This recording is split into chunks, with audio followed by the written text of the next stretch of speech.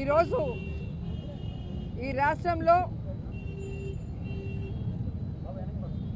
ఎవరికి కూడా న్యాయం చేయలేక ఇచ్చిన వాగ్దానాల్ని నెరవేర్చలేక ఈ కూటమి ప్రభుత్వం డైవర్షన్ పాలిటిక్స్తో ఎవ్రీ డే ఎలా ముందుకు వెళ్తున్నారో మీ అందరూ కూడా చూస్తున్నారు.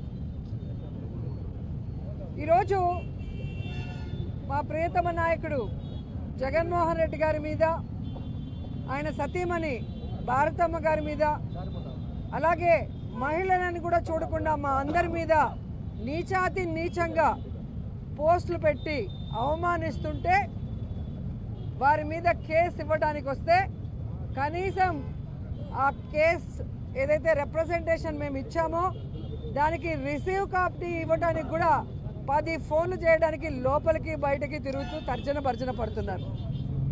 ఈరోజు ఇచ్చిన రిప్రజెంటేషన్కి ఒక రిసిప్ట్ ఇచ్చి ఆ తర్వాత దాంట్లో ఏముందో చదివి దాన్ని ఎలా ఇన్వెస్టిగేట్ చేయాలని పై ఆఫీసర్లని అడగటం మనం చూసాం. కానీ అసలు రిప్రజెంటేషన్ తీసుకొని రిసిప్ట్ ఇవ్వడానికే 100 సార్లు ఫోన్ చేయాల్సిన పరిస్థితి వచ్చిందంటే ఈ రాష్ట్రంలో పోలీసులు కూటమి ప్రభుత్వం యూనిఫామ్ వేసుకోకపోయినా వారికి పని చేస్తున్నారనేది స్పష్టంగా అర్థమవుతుంది.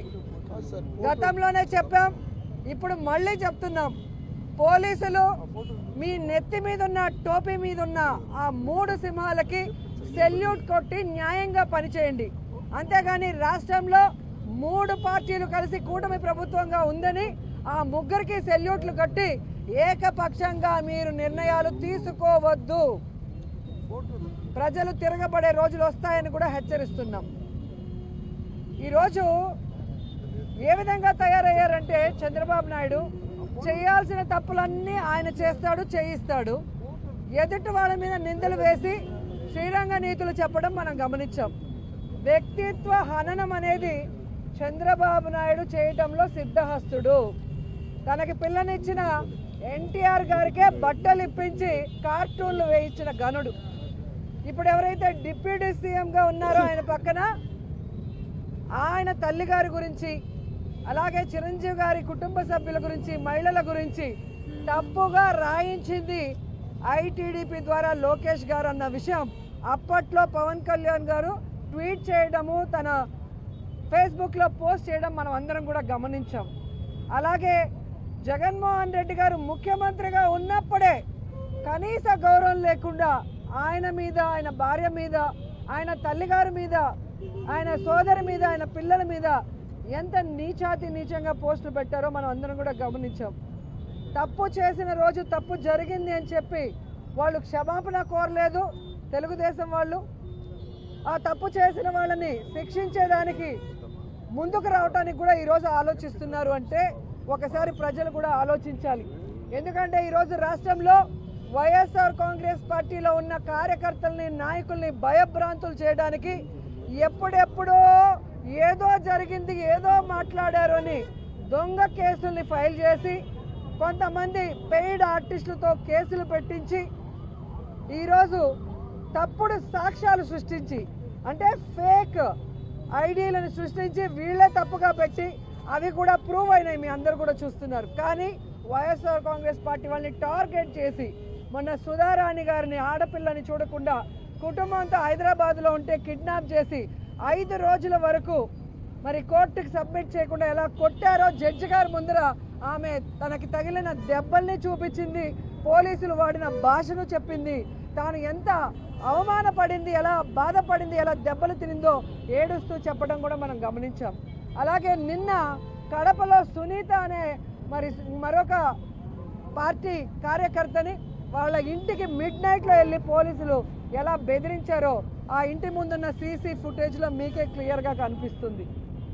ఈరోజు మా వైఎస్ఆర్సీపీకి సంబంధించిన వాళ్ళు నిజంగా ఎవరైనా తప్పు చేస్తే మీరు కేసు పెడితే మేమేమనుకోం.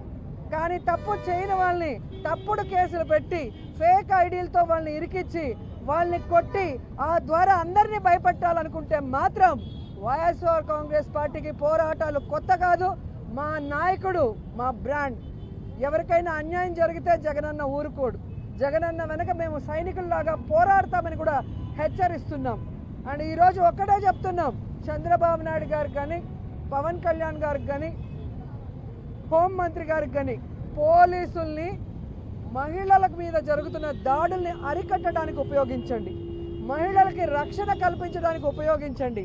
అంతేగాని వైఎస్ఆర్ కాంగ్రెస్ కార్యకర్తల మీద నాయకుల మీద తప్పుడు కేసులు పెట్టి అరెస్ట్ చేయాలని మీరు ఉపయోగిస్తే మీరు చరిత్రహీనులుగా మిగిలిపోతారని కూడా ఈ సందర్భంగా తెలియజేసుకుంటున్నాను. ఎందుకంటే మీరే ఈరోజు అసెంబ్లీలో జరిగింది 5 నెలల కాలంలోనే విమెన్ ట్రాఫికింగ్ దాదాపుగా 7,200 మందిని ఈరోజు అమ్మేశారు. అంటే ఈ ప్రభుత్వం ఎంత ఫెయిల్యూర్, ఎంత దిగజారిపోయింది పోలీస్ వ్యవస్థ అనేది కూడా మీరు తెలుసుకోవాలి. ఎందుకంటే గతంలో పవన్ కళ్యాణ్ గారు 34,000 మందిని విమెన్ ట్రాఫికింగ్ చేశారని మాట్లాడారు. అదే మనుషులు ఈరోజు అసెంబ్లీలో ఉన్నారు. అదే క్వశ్చన్ వైఎస్ఆర్ కాంగ్రెస్ పార్టీ వాళ్ళు వేస్తే 34,000 మంది కాదు 36 మందే ఆ రోజు మిస్ అయ్యారు అన్న విషయాన్ని ఇదే హోంమంత్రి గారు చెప్పడం మీరు అసెంబ్లీ రికార్డులో చూడండి. నిన్న మొన్న మాకు 36 మందిని మిస్ అయ్యారు, మిగతా అందరినీ ఆల్మోస్ట్ ఎలా దిశ యాప్తో సేవ్ చేశాము, దిశ పోలీస్ స్టేషన్లు విమెన్ పోలీసులతో ఎలా అందరినీ కాపాడామో అందరూ కూడా రికార్డులు చూస్తే మీకే అర్థమవుతుంది. కానీ ఈరోజు 5 నెలల్లోనే 7,200 మంది అయిపోయారని ఈరోజు అసెంబ్లీలో జరిగింది ఆన్సర్ చెప్పారు. దానికి సిగ్గుపడండి అని కూడా ఈ సందర్భంగా తెలియజేసుకుంటున్నాను. ఈరోజు రాష్ట్రంలో చూస్తే అసలు ప్రజాస్వామ్య రాష్ట్రమా, ప్రజాస్వామ్యమా, నియంత్రిత ప్రభుత్వమా ఎవరికి అర్థం కాని పరిస్థితిలో ఉంది. ఈరోజు మీరు చూస్తే హిట్లరు గడాఫీ కలిసి పరిపాలిస్తున్నట్టుంది చంద్రబాబు నాయుడు పవన్ కళ్యాణ్ గారు పరిపాలించడం. ఎవరు వాళ్ళు చేసిన తప్పుల్ని ప్రశ్నిస్తే వారి మీద తప్పుడు కేసు, ఎవరు వాళ్ళు చేసిన తప్పుల్ని వారి వీడియోలతో పోస్ట్ చేస్తే వారి మీద నాన్ బెయిలబుల్ కేసులు పెట్టి 3rd డిగ్రీ ఇవ్వటం. ఇది ఎంతవరకు సమంజసం? అంటే మీరు తప్పులు చేస్తే మాట్లాడకూడదా? మీరు ఇచ్చిన సూపర్ 6 మీరు ఎవరికి ఇవ్వకుండా చీటింగ్ చేస్తుంటే మాట్లాడకూడదా? సో ప్రజల్ని కోర్టుల్ని తప్పుదారి పట్టిస్తున్న ఈ ప్రభుత్వానికి పోలీసులకి హెచ్చరిస్తున్నాం. పెద్ద పెద్ద నియంతలే కాలగర్భంలో కలిసిపోయారు. మీరెంత ఇప్పటికైనా న్యాయబద్ధంగా ముందుకు వెళ్ళండి. మా మీద ఎవరైతే మాట్లాడారో బండారు సత్యనారాయణ లాంటి వాళ్ళు, జనసేనలో పోస్టింగ్స్ వీడియోస్ మీరు అందరూ కూడా చూసింటారు, వారందరినీ కూడా అరెస్ట్ చేసి, ఎందుకంటే వాళ్ళు తప్పు చేశారు, తప్పు చేసిన వాళ్ళని అరెస్ట్ చేసి 3rd డిగ్రీ ఇవ్వండి. తప్పు చేయని YSR Congress party social media వాళ్ళని వదిలిపెట్టండి. లేదంటే ప్రజల్లో కూడా చైతన్యం వస్తుంది, అందరూ కలిసి తిరగబడతారు. మీరు కాలగర్భంలో కలిసిపోవటం తథ్యమని కూడా ఈ సందర్భంగా తెలియజేసుకుంటారు. హిట్ టీవీ యాప్ ని డౌన్లోడ్ చేసుకోండి. ఇందులో short news, live news, entertainment movies అన్ని అవైలబుల్ గా ఉన్నాయి. Please download hit TV app. Hit TV app ని ఫ్రీగా డౌన్లోడ్ చేసుకోండి.